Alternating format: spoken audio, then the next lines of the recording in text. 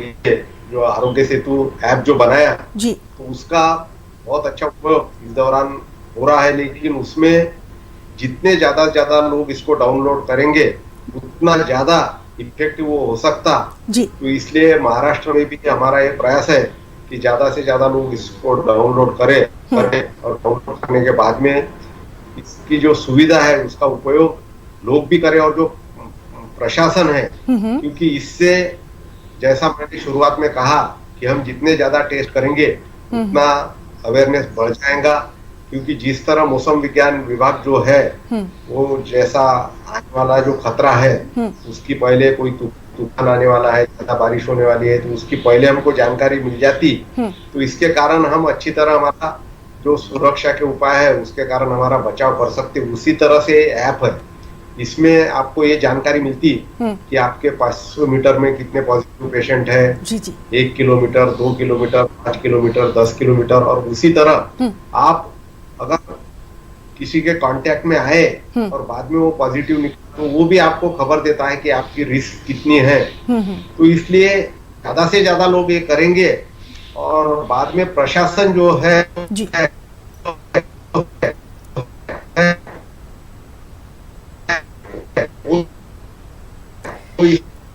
जी संजय जी, बिल्कुल। तो नाज़रीन, हम इस वक्त बात कर रहे हैं, हमारे साथ संजय धोत्रे जी मौजूद हैं और उनसे लगातार हम जान रहे हैं कि किस तरह से हम महाराष्ट्र जो कोरोना से निपट रहा है उसमें और क्या कुछ कर सकते हैं। संजय जी, हमारे किसान सबसे ज़्यादा इफेक्टेड रहे हैं, मुतासिर रहे हैं, उनके लिए क्या कुछ खास?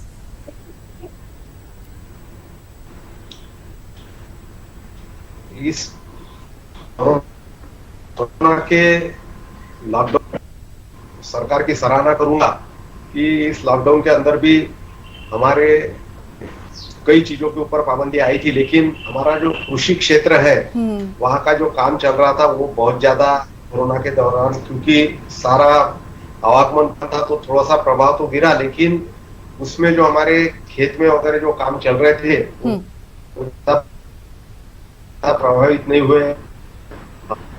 हमारे जो सीड फर्टिलाइजर के जो शॉप बड़े शहर की मंडियां छोड़ के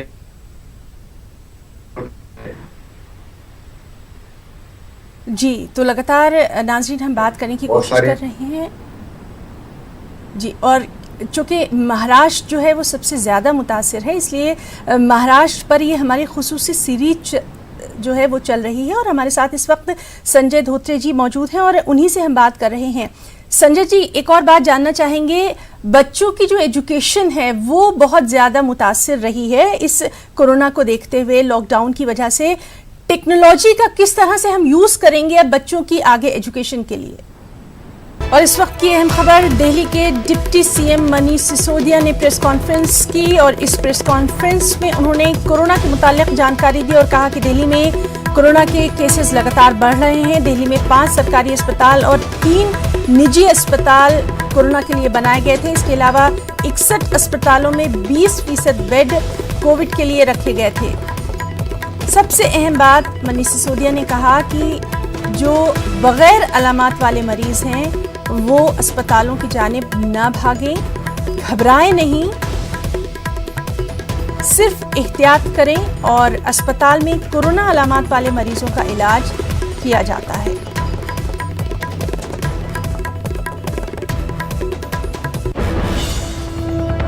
प्राइवेट हॉस्पिटल्स को फुल्ली कोविड डिक्लेयर किया था और 61 प्राइवेट हॉस्पिटल्स जो बड़े हैं एक सीमित उसमें जिसका जिक्र सत्येंद्र जी करेंगे, उनको हमने 20% उनकी जितनी भी बेड कैपेसिटी थी उसके 20% कोविड डेडिकेटेड मेडिकल फैसिलिटी के लिए डेडिकेट करने के लिए ऑर्डर दिए थे। तो बहुत सारे हॉस्पिटल्स ने इसको माना है और 20% अपने बेड्स कोविड के लिए रिजर्व करके रखे हैं। इसका फायदा यह है कि कोई भी व्यक्ति किसी भी तरह का इलाज कराने अगर किसी हॉस्पिटल में जा रहा है तो उसको फिर ये कह के वहां उसका इलाज करने से मना नहीं किया जा सकता कि आपको तो कोविड है और आपका हम हार्ट का इलाज नहीं कर सकते, या आपको तो कोविड है आपका हम फलां इलाज नहीं कर सकते, जो नॉर्मल कोर्स में हम कर सकते थे। इसलिए ये 20% का ऑर्डर किया था। तो बहुत सारे हॉस्पिटल्स तो इसको फॉलो कर रहे हैं। कुछ हॉस्पिटल्स को शायद अभी अपने लॉजिस्टिक्स में दिक्कत आ रही है। उनका कहना है कि हमारे लिए मिक्स सिस्टम चलाना मुश्किल हो रहा है। तो जिन हॉस्पिटल्स को दिक्कत आ रही है, फिर हमने डिसीजन लिया है कि उनको हम फुल्ली कोविड हॉस्पिटल में कन्वर्ट कर देंगे। कल भी कुछ हॉस्पिटल्स को फुल्ली कोविड हॉस्पिटल्स में कन्वर्ट किया गया है। इसमें दिल्ली के 3 हॉस्पिटल हैं, मूलचंद हॉस्पिटल, गंगाराम हॉस्पिटल और सरोज हॉस्पिटल पीतमपुरा में है। इन तीनों हॉस्पिटल्स को हमने फुल्ली कोविड हॉस्पिटल में कन्वर्ट कर दिया है। अब यहाँ केवल कोविड के मरीजों का इलाज होगा। इसी तरह कुछ और हॉस्पिटल्स भी हैं जो अभी इस 20% बेड रिजर्वेशन पे उनका मानना है कि मिक्स चलाने में दिक्कत होती है।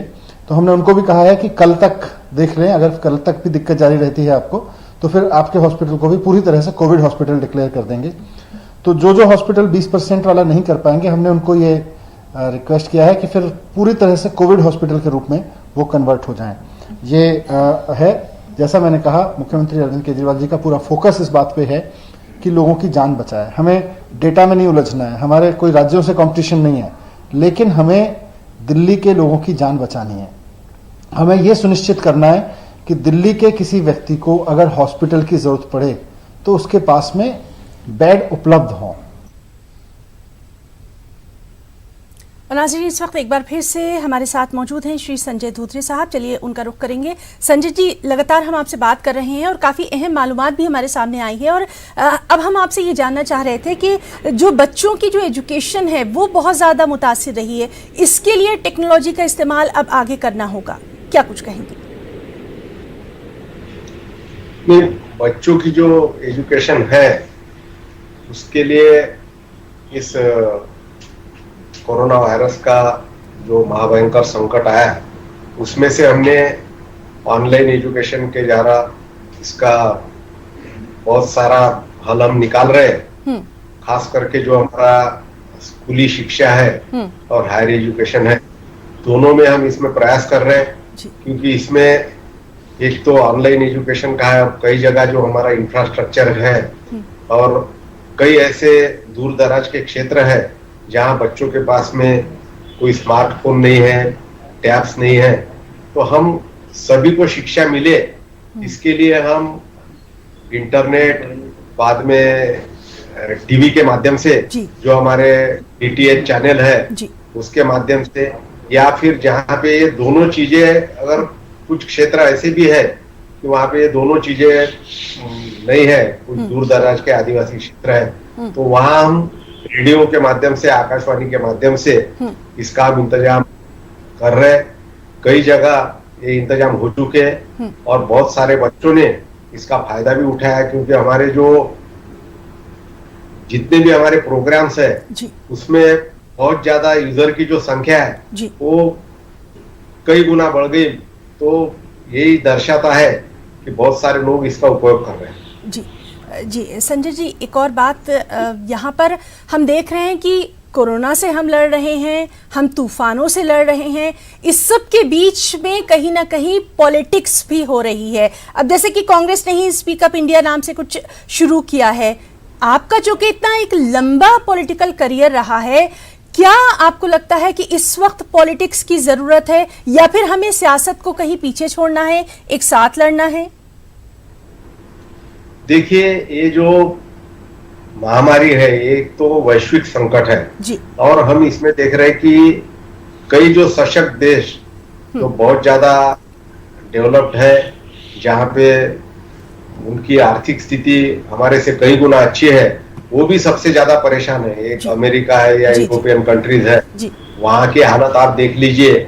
और इसमें तो सबको साथ मिलके इसमें काम करना होगा, क्योंकि हम देखते लोकल एडमिनिस्ट्रेशन से लेके तो केंद्र सरकार तक सब इसमें लगे हुए हैं। हमारे देश में जो राज्य सरकार है वो भी अच्छा काम कर रही। तो इसमें मुझे ऐसा लगता कि किसी ने भी पॉलिटिक्स इसमें लानी नहीं चाहिए, क्योंकि अभी इस वक्त अगर हम पॉलिटिक्स लाएंगे तो हालत बद से बदतर हो जाएगी। बिल्कुल बिल्कुल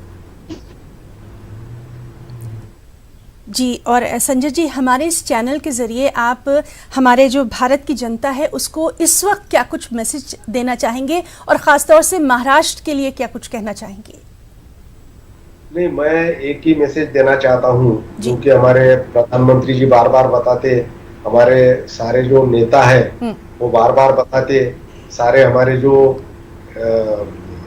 इसमें वैद्यकीय शिक्षा में काम करने वाले हमारे सारे साइंटिस्ट है, वो भी बार बार बताते कि ये जो महामारी है इसमें आपको जो भी सुरक्षा के उपाय है, एक तो आप जरूरी होगा तो ही आप घर के बाहर निकलो या कोई पब्लिक प्लेस में जाओ।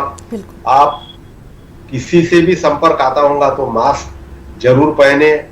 अपना खुद की जो स्वास्थ्य है उसका आप ख्याल रखें, आप स्वच्छ रहे, बार बार आप सैनिटाइज करते रहे खुद को, आप हाथ धोते रहे।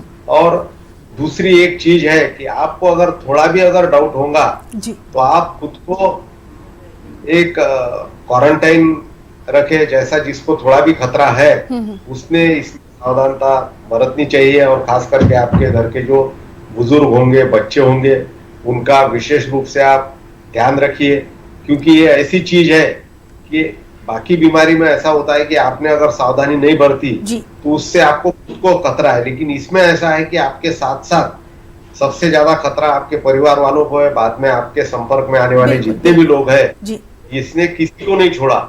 और ये ऐसी एक महामारी है कि इसमें सभी तरह के लोग, गरीब होगा, अमीर होगा, छोटा होगा, बड़ा होगा, सभी को अपने चपेट में इसने लिया हुआ है। जी, तो सबको अपनी एहतियात, प्रिकॉशन खुद लेना है। और संजय धोत्रे जी, बहुत बहुत हम आपका शुक्रिया अदा करना चाहेंगे।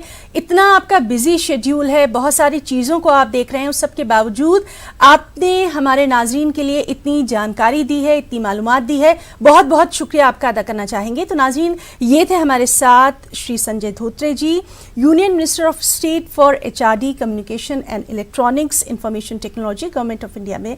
और काफ़ी कुछ इनसे हमने बातचीत की है हमारी आज की इस खास पेशकश में।